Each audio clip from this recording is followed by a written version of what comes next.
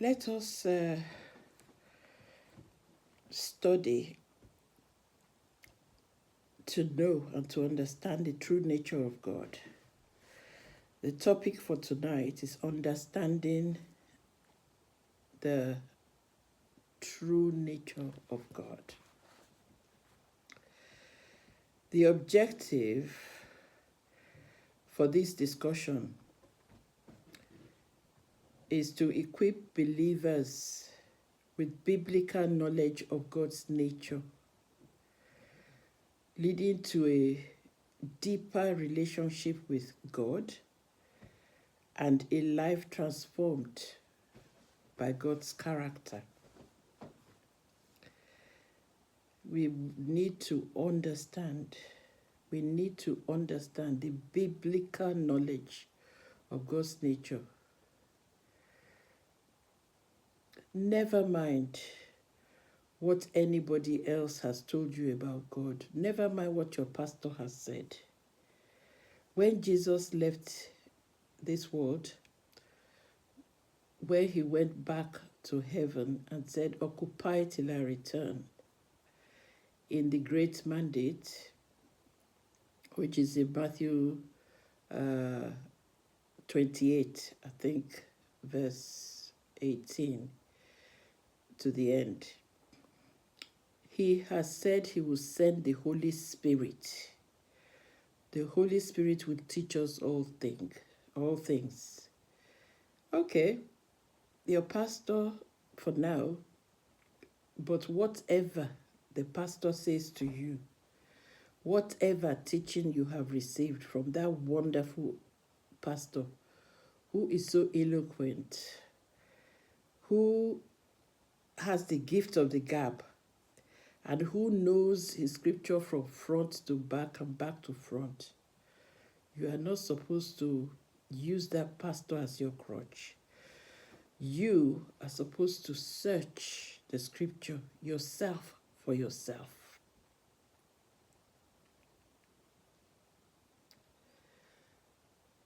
So this topic now that we are taking tonight is, I think, number 5 of the pie chart. This pie chart that I'm dealing with. Take a look. That's the pie chart. And it is God's love for us. It is a topic that discusses, it's a whole course, and it's the foundational truth of a Christian life. I started it a while ago. And the topics that I had dealt with already are God's love for you, your spiritual makeup, how God sees you, your identity in Christ, and now we are on God's character. So the truth about God's character. Whatever I tell you today, you've got to search the scripture for yourself. If you do not know God, you can't know yourself. If you don't know who the real you can't know God either. The omnipotence and the omniscient and the omnipresence of God has a structure. And that is why God can be everywhere, because the Spirit of God is inside of us. The Spirit of God has regenerated us, spirit, soul, and body. Now we are spirit beings. The real us is the Spirit, and the Spirit dwells permanently in God.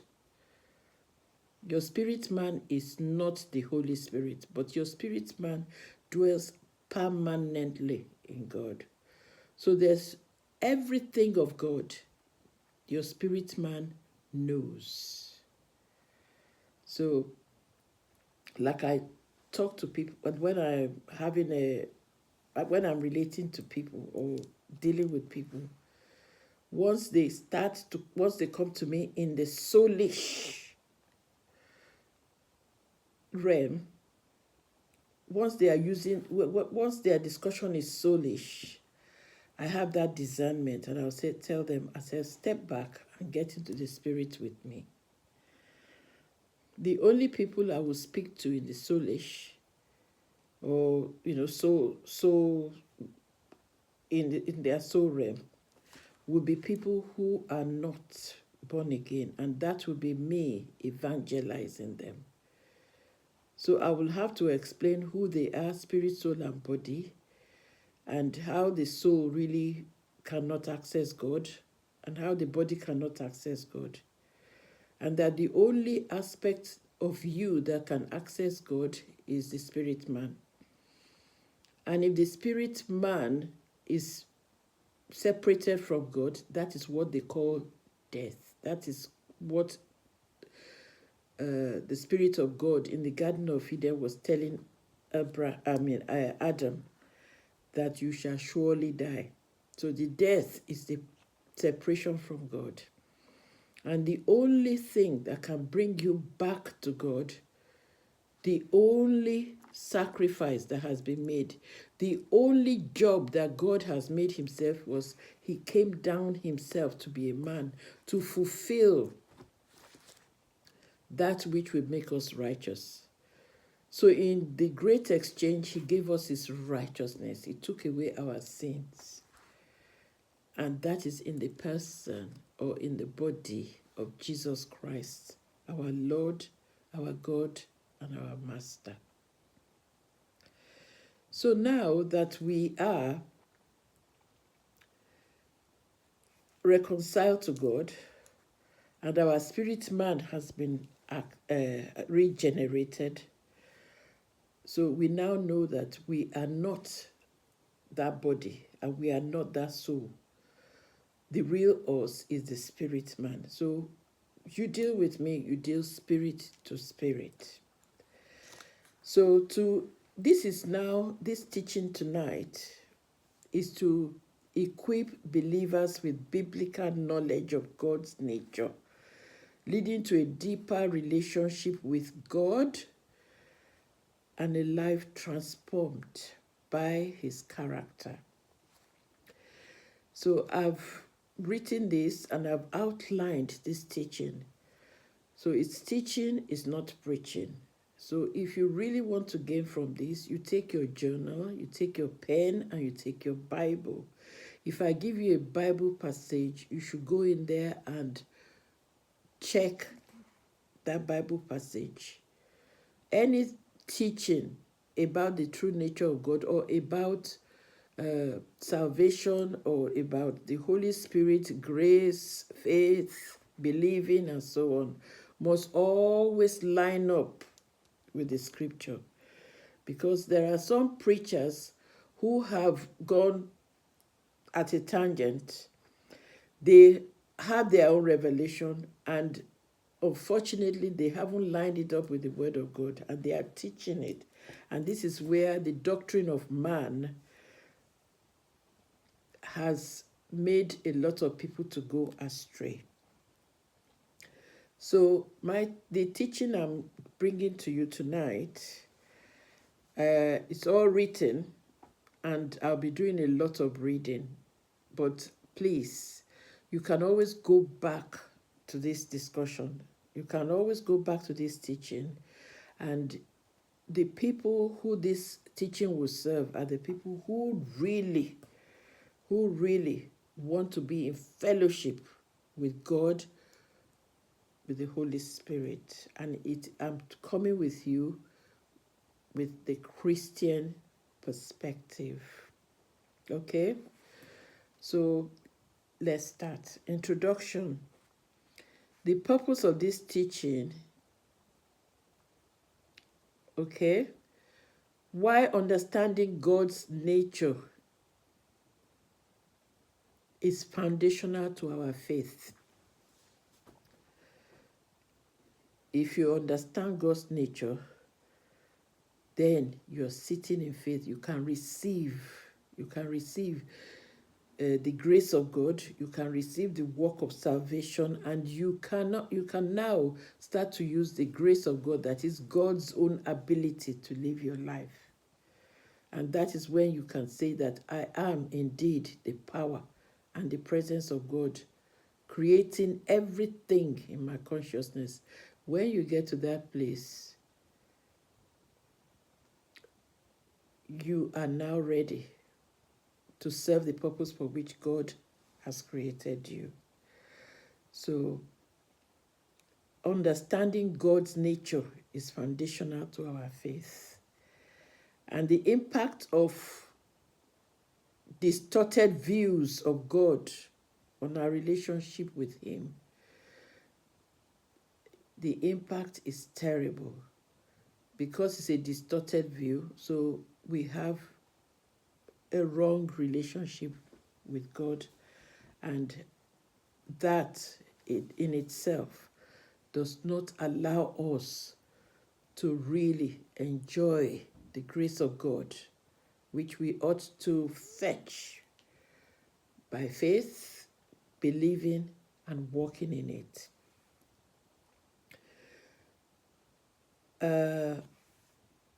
That's the purpose of the teaching today, for you to understand God's nature, and that it is foundational to your faith, and to know the impact of distorted views of God on our relationship with Him. The second reason why we are doing this study tonight is, let's go. I mean, it's in Hosea. You call it Hosea, Hosea, Hosea, chapter 4, verse 6. My people are destroyed for lack of knowledge.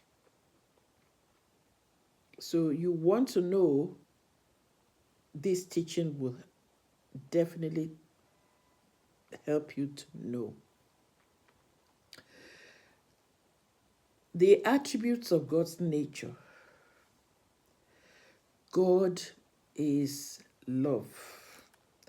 And the scripture can be found in 1 John chapter 4, verse 8, and 1 Corinthians chapter 13, 4-7.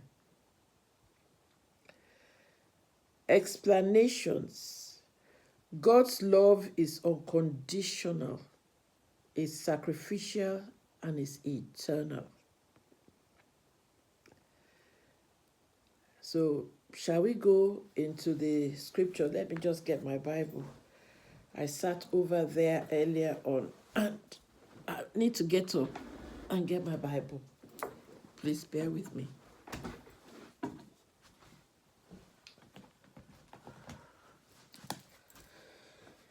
Yes, I'll be using the Amplified Bible. So we go to Hosea.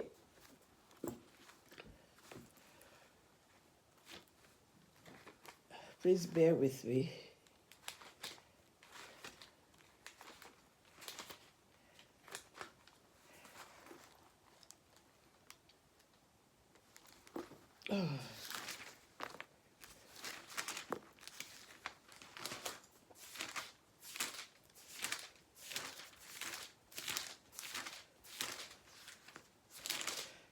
The pages of the Bible are so thin. Hosea chapter 4, verse 6. Hosea chapter 4, verse 6. I've already told you what it is, but let's go into the Bible. Let's look in the Bible for this teaching today. And that is to say that my people are destroyed for lack of knowledge. Hosea chapter 4, verse 6. My people are destroyed for lack of knowledge, because you, the priestly nation, have rejected knowledge. I will also reject you, that you shall be no priest to me, seeing you have forgotten the law of your God.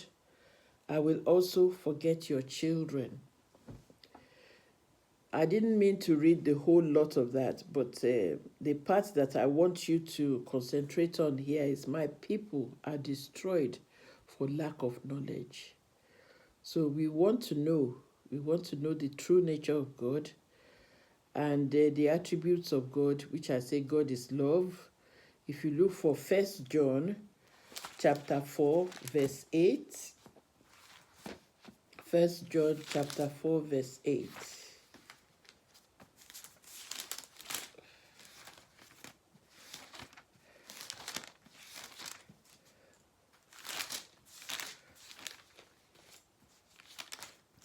It is well. 1 John chapter 4, verse 8.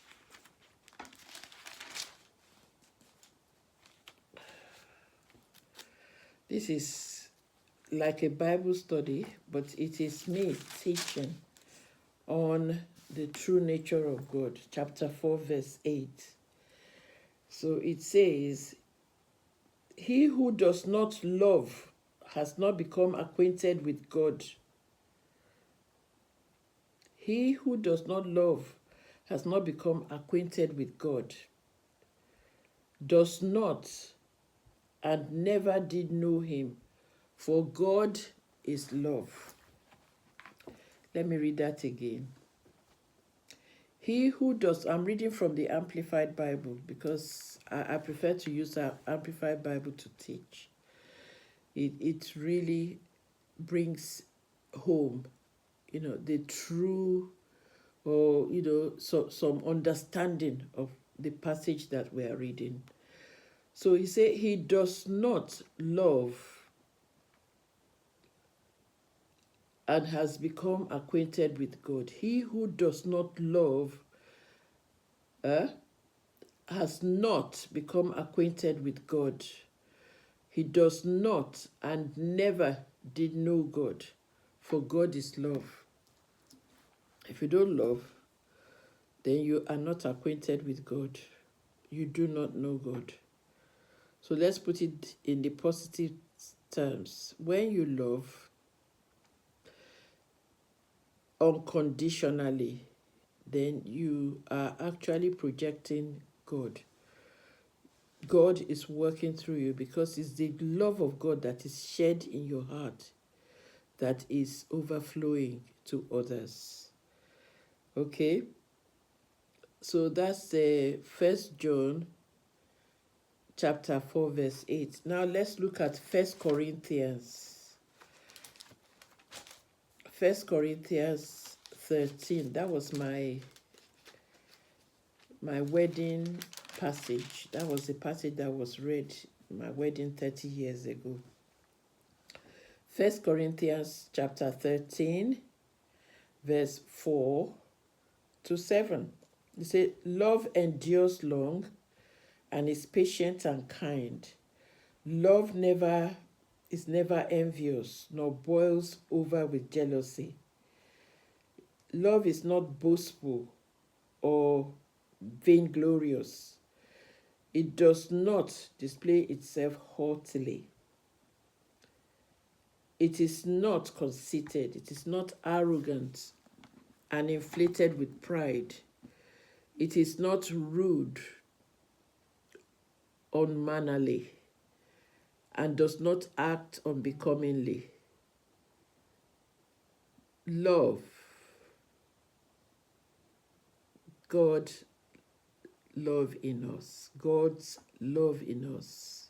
God's love in us does not insist on its own or its own way, for it is not self-seeking. It is not touchy or fireful or fretful or resentful. It takes no account of the evil done to it. It pays no attention to a suffering wrong. It pays no attention to a suffered wrong. It does not rejoice at injustice and unrighteousness, but rejoices when right and truth prevail. Love bears up under anything and everything that comes, and is ever ready to believe the best of every person. It hopes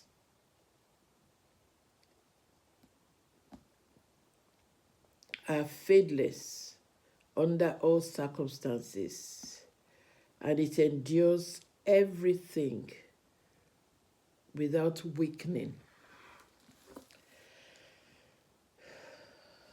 That is God that is running through you, through your spirit man, to the world. So when you know God, you are bound to distribute the love of God, because when you know God, God is love, you can receive his love and you can distribute this love automatically to the world. So God is love, and it's unconditional and it's sacrificial and eternal. And believe me, stay in there for as long as you can to know that God is love. God is holy. The scripture is 1 Peter 1:16. I've read this passage because I've got to move on with this teaching.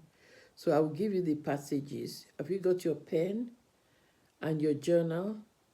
Are you going to make time, an hour, to study this? Because the people who really want to know the love of God, the nature of God, which is really his love, and the full nature will be discussed today. If I don't finish today, I will continue another day.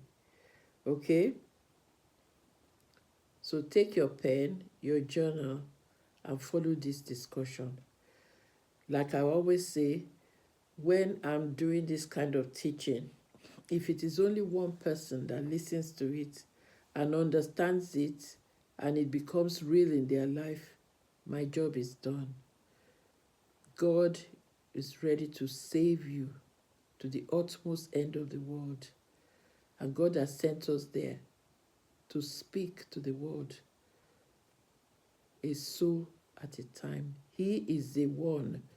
God is he who saves, but we must go and pronounce him and announce him and speak. It's only people who hear that can accept and can be saved. But we are called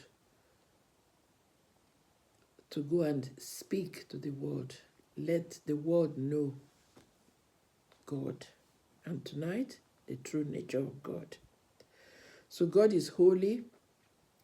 God is holy. 1 Peter chapter 1 verse 16 and Isaiah 6:3. Okay? You can always go back to this video and get all this that I'm sharing with you. Explanation. God's holiness sets him apart and calls us to live holy lives. God is just and righteous. And the scripture for that is Psalm 89 verse 14 and Deuteronomy 32 verse 4. God is fair.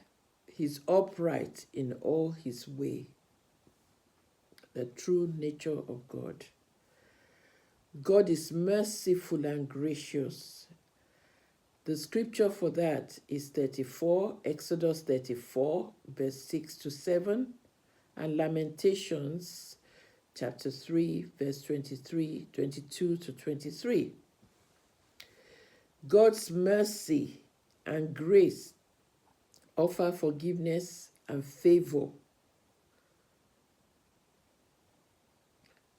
that we do not deserve. So God's mercy and grace offers forgiveness. Forgiveness all the time. There's no time God cannot forgive. There's nothing God cannot forgive. Are you listening? This is God's nature we are talking about. Forgiveness and favor that we do not deserve. That is God's grace. God is faithful. The scripture is 2 Timothy chapter 2 verse 13, Numbers 23 verse 19. Are you writing this down in your journal? Are you going to take 1 hour to study this? To study it in the way of the Spirit. Ask the Holy Spirit to take you there and to get this into your soul. God always keeps his promises. He's so faithful. If God says something to you, if he, whatever promises, how would you know the promises of God? Google it. Say the promises of God and write them down and write them as confession. Okay? So God is omniscient, omnipotent, and omnipresent. That is, God knows everything. God is all powerful and God is everywhere. The scripture for this is Psalm 139, verse 7 to 12, Jeremiah 32, verse 17, Isaiah 46, verse 10. God knows everything and is all powerful and is present everywhere. There are misconceptions about God's nature. A lot of misconceptions about God's nature. Here they are. God, some people see God as harsh and punitive. That is, God is very harsh. There's no pleasing God. And he's always punishing. God does not punish. There is repercussion to your action. But God is ever so forgiving. But if you take an action, God says, life and death, choose life. And there are rules to life. Your spirit will tell you, will even let you know, there is even the conscience there as well. And reading your Bible, you know the will of God. You know the love of God, and you know what the grace of God is rotting in you. Once you have accepted Jesus Christ as your Savior and you say He is your Lord and Master, automatically you got to surrender. When you say somebody is your Lord and Master, you got to surrender to His instruction. How would you know his instruction? Read your Bible, read the Gospels, read the book of John, read Ephesians, Colossians. Ephesians most especially will teach you. Ephesians chapter 1 to 6. They are divided in 3. I think chapter 1 to 3 will tell you about your relationship to God, with God, and in God. It's a place of rest. You're sitting with God in the heavenly places. And then chapter 4 tells you, 3 and 4 tells you how to walk, how to live in this world. The spirit of the world, if you go into Ephesians and you read the whole of Ephesians, there is a spirit in the word. The spirit of the word will put you in a place where you would actually know the nature of God. So refuting the idea that God is always angry and vengeful, you will see that God is not always angry and vengeful. His spirit that is now within you will show you the truth, and that truth will make you free. Psalm 103 verse 8, the Lord is compassionate He's gracious, he's slow to anger, and he's abounding in love. Hallelujah. There's another misconception. God is distant or uninvolved. That God doesn't, he doesn't offer help. He's too busy to consider you. You will have to find your way. That is not true. God is not distant. God is involved, and he's involved in everything you do. Don't say, oh, I shouldn't be asking God for this. I should only ask God for that. No, everything that you do, every situation in your life, tell the Holy Spirit, I will not do a thing without you. And you will see that God is very much involved in everything you do. The scripture for that is Hebrews 13, verse 5. It says, never will I leave you, never will I forsake you. Hallelujah. Emphasizing God's relational nature. God's relational nature. God wants to have time with you. He wants to be with you all the time. God is ready for you. How? How come? Only me in this world, billions and billions of people on earth. Yes, your spirit man is regenerated, and your spirit man is the real you. So you and God are already one. You are the power and the presence of God in your consciousness. You have a consciousness. I have a consciousness. And in that consciousness, God and you are there. You are as holy as the Holy Spirit himself. And you can take and receive from God at all times. If you know who you really are, if you have the correct identity, you will know that you and God are in relationship. You will hear his voice, and you will know his voice, and another you will not follow. Now let's go to practical implications of God's nature. Okay? You, yourself, you have a part. And that part is not from your soulish realm. Your spirit man is going to be teaching your soul. He says you develop trust in God. There are people you trust. You trust your pastor. Thank God for the pastors that lead us right. You trust your children, you trust your husband, you trust your friend. So you know how to trust. Now, take that trust with your spirit man, teaching you how to trust God. Start developing trust in God. Your spirit man is telling you today. So, trust God. Bless the Lord, O my soul. That's your spirit. If you go and read Psalm 103, David, his spirit man is speaking to his soul. You can speak to your soul as well. Bless the Lord, O my soul, and forget not all the benefits. Bless the Lord, O my soul. So you can develop trust in God, relying on his faithfulness and love in trials and tribulations.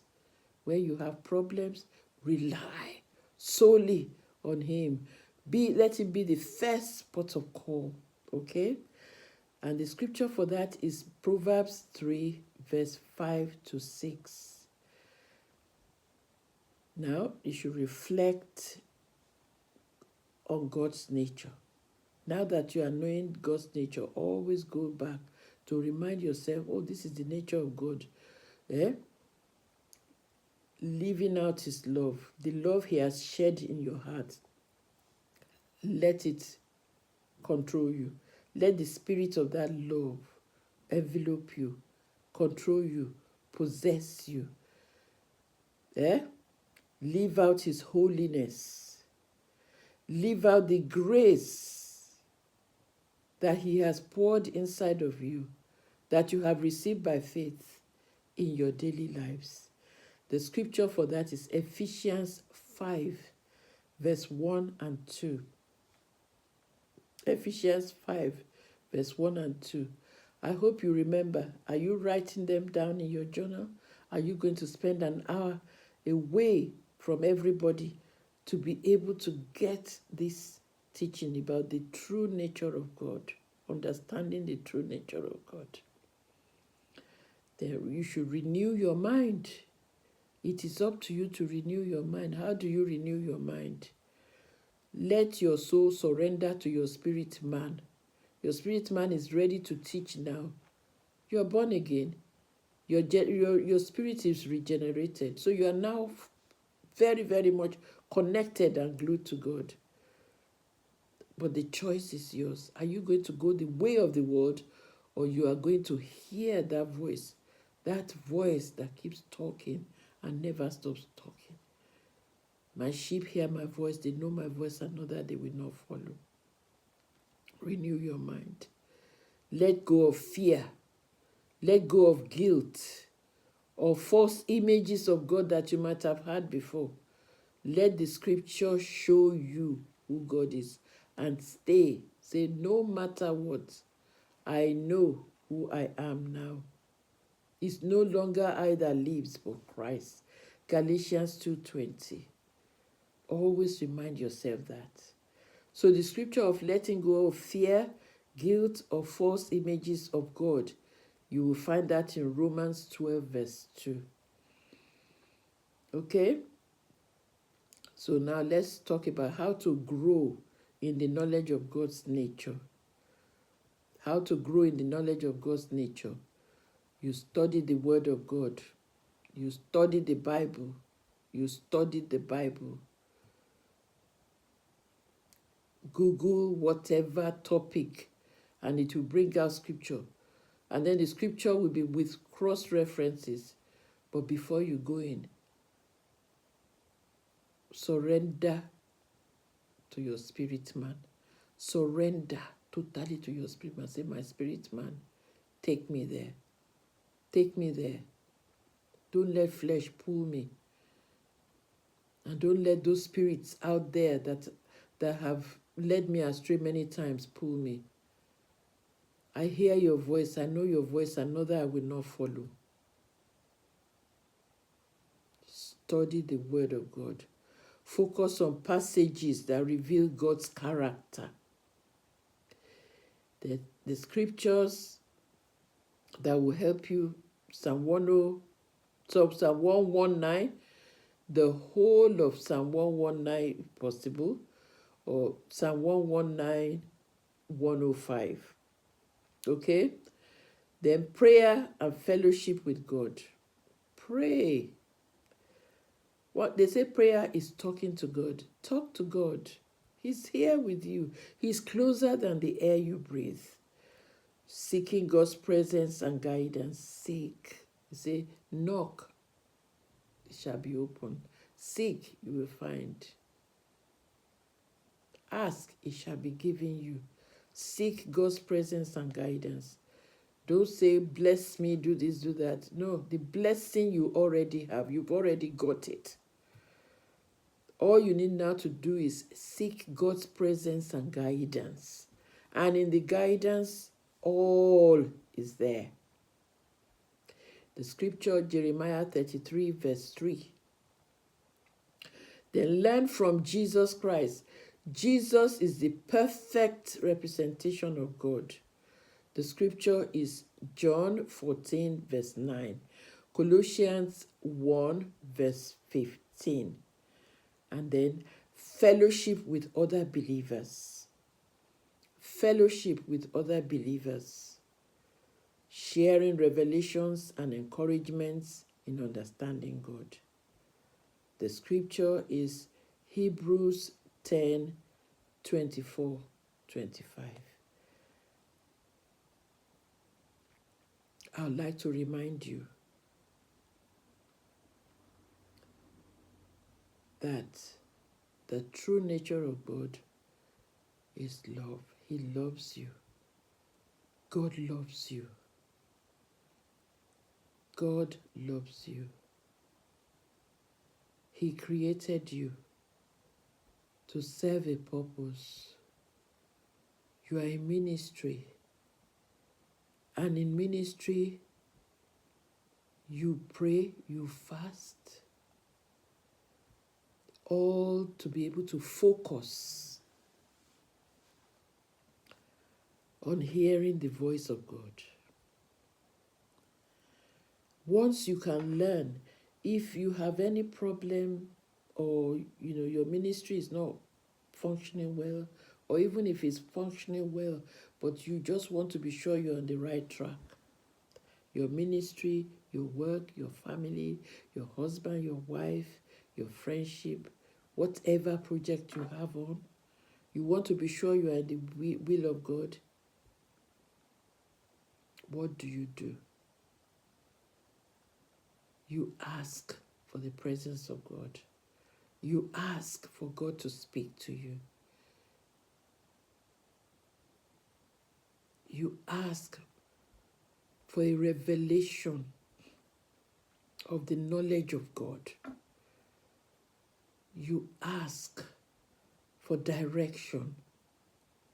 My sheep hear my voice, and know that they will not follow. Now I want to challenge you. I want to give you a challenge. Spend time meditating on scriptures that reveal who God is. Google it. They give me scriptures that reveal who God is. And when you know God, you know that all that nature is inside of you now. All that nature, your spirit man, the real you has it. And now, speak to the real you. Let your soul speak to your spirit man. Let your spirit man speak to your soul. Surrender totally, absolute surrender to your spirit man. Your spirit man will guide you and will see you through. There's a spirit in the Word of God. If you focus on it, if you genuinely go in there,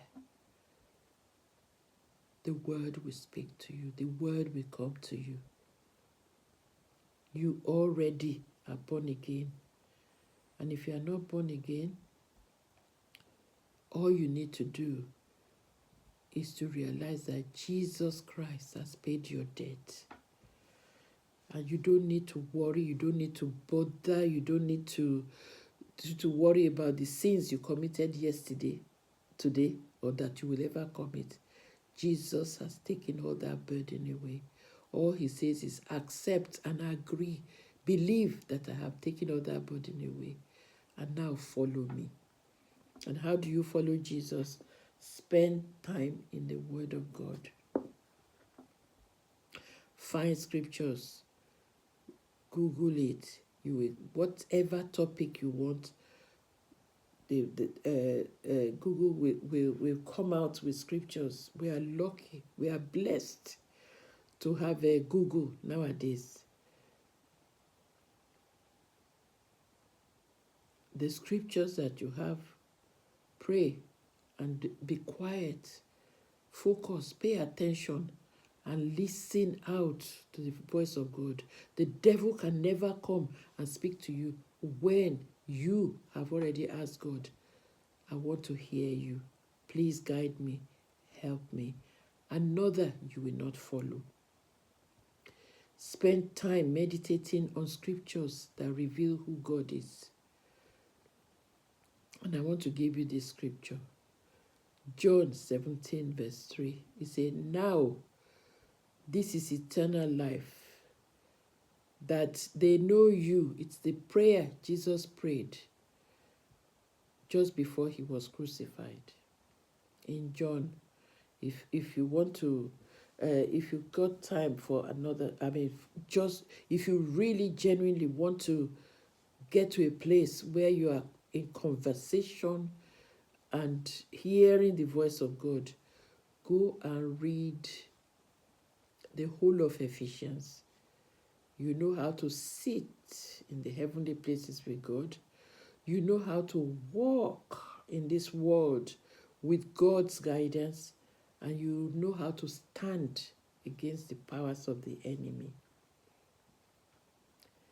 So the closing scripture today that I'm going to give you is John 17, verse 3. It says, "Now this is eternal life, that they know you, the only true God, and Jesus Christ, whom you have sent."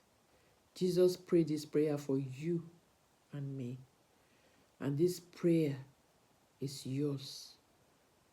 Take hold of it and say, Jesus, you have prayed this prayer. And today I know now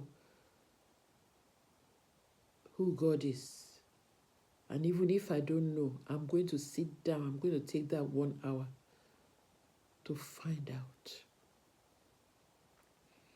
And I'm going to be listening out to the voice of God. Spend time in the Word of God. Don't just open Bible to any page. Be systematic. Find the right scriptures. Write them in your journal. Go back there. Take time when you pray. Sit down and listen. Don't just pray, God, help me do this. Don't pray that kind of prayer anymore, because all the help you ever need, you've already got it. You got it. It is finished. The battle is over.